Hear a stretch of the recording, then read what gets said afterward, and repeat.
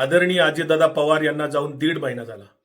त्यांचा घातपात झालाय, सुनियोजित असा मर्डर झालेला आहे, हे अख्खा महाराष्ट्र बोलतोय. त्यांचे पुतणे युवा आमदार रोहितदादा पवार सर्व पातळीवर पाठपुरावा करत आहेत.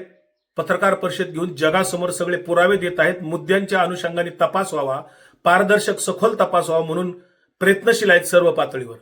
दुसऱ्या बाजूला मात्र भारतीय जनता पार्टीचे लोक अस्वस्थ होत आहेत. त्यांना अजितदादांना न्याय मिळावा असं अजिबात वाटत नाही. अजितदादांच्या पक्षातले अमोल मिटकरी जर सोडले तर इतर काही आमदार त्यांना मंत्रिपदाची स्वप्न पडत आहेत, पदाची स्वप्न पडत आहेत.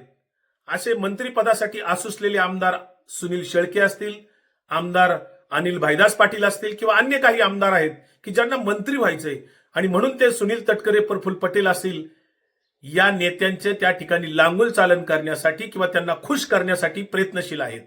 त्यांना अजितदादांना न्याय मिळावा असं अजिबात वाटत नाही, ही खंत आहे. ज्या अजितदादांच्या पक्षात राहून त्यांच्या पक्षाने आपल्याला काहीतरी दिलंय, पद दिलंय आणि आपण अजितदादांना न्याय मिळण्यासाठी काहीच करणार नाही, उलट जे प्रयत्न करतात त्यांची तुम्हाला अडचण होते, हे नवल वाटतंय.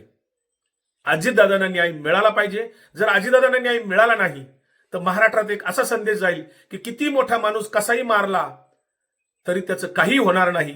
असे अनेक मर्डर या इतिहासात पचवलेले आहेत, तसा हाही मर्डर पचवला जाईल आणि मग सामान्य माणसाला कधीच न्याय मिळणार नाही. सामान्य माणसाने आता पेटून उठलं पाहिजे तरच न्याय मिळेल. अजितदादांना न्याय न मिळाल्यास ही शासन व्यवस्था त्याला जबाबदार राहील. हे सडलेलं आणि क्रूर राजकारण त्याला जबाबदार राहील. अजितदादांच्या पक्षातल्या आमदारांनी रोहितदादांच्या सुरात सूर मिसळला पाहिजे, रोहितदादांना साथ दिली पाहिजे, तरच अजितदादांना न्याय मिळण्यासाठी ताकद एकत्र येईल. अन्यथा तुम्ही फक्त सत्तेचे लालची आहात हे सिद्ध होईल.